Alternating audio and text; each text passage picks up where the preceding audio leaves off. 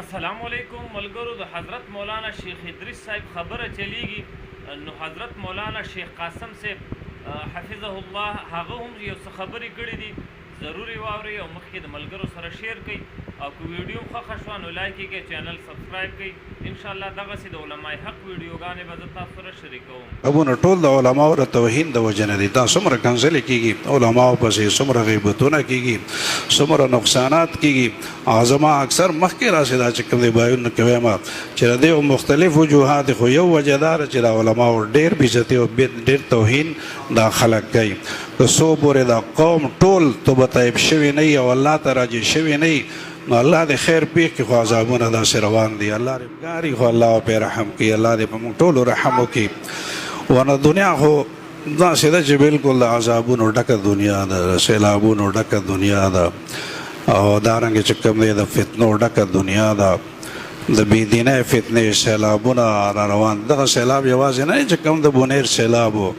د بېدینۍ څومره فتنې څومره سیلابونه را روان دي د الله نه انکار کوي خلک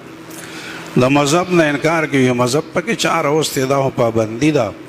او پابندي خو موږ نه منو مونځ پابندي ده روژه پابندي ده مغرب زده خلک انګریز وغیره دا خلک چې کوم دی زموږ ذهنونه اوس داسې دا کړي دي دا نوې تعلیم یافته خلک په دی کې ډېر ککړ دی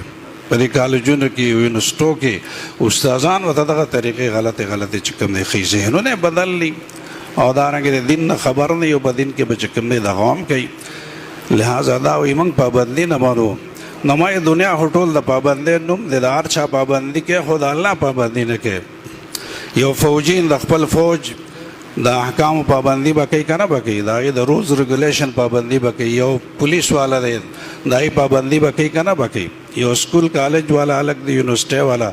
که هغه د امتحاناتو پابندي نه کوي نه هغه ته به سند میلاو شي سرټیفیکیټ به ورته میلاو شي نه میلاویږي دارنګې یو محکمې یو افسر دی د خپلو مشران نه مني او د هغې رولز ریګولیشن مطابق نه چلیږي نو هغه بیا چې کوم دی افسران وباسي او بیا چې کوم دی هغه له سزا ورکوي نو دنیا د هر څیز پابندي موږ منو خو د الله پابندي وایي موږ نه منو همدا خلک دي چې کوم د پابندۍ اواز کوي نو هغوی د ازادۍ اواز کوي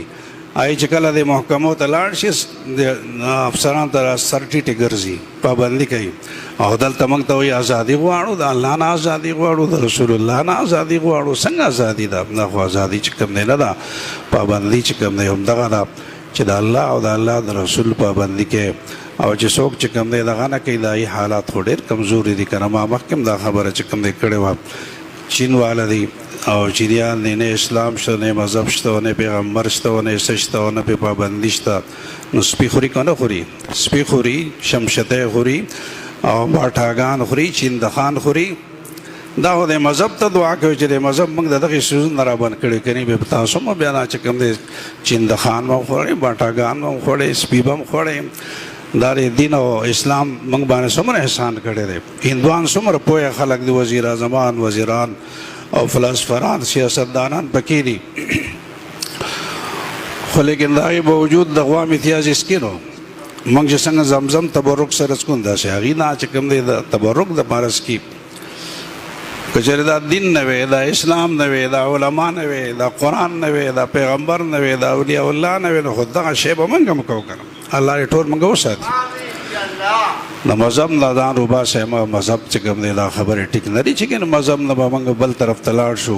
دغه زموږ مذهب دی دغه زموږ دین دی دغه زموږ اسلام دی دغه زموږ پیغمبر صلی الله علیه وسلم دی دغه زموږ علما دي دغه زموږ نیکان دي اولیاء الله دي دا منعم علیهم دی موږ ته وایي په دې لار ځئ اهدنا الصراط المستقیم صراط الذین انعمت علیهم دا منعم علیهم دی که نه اولئک الذین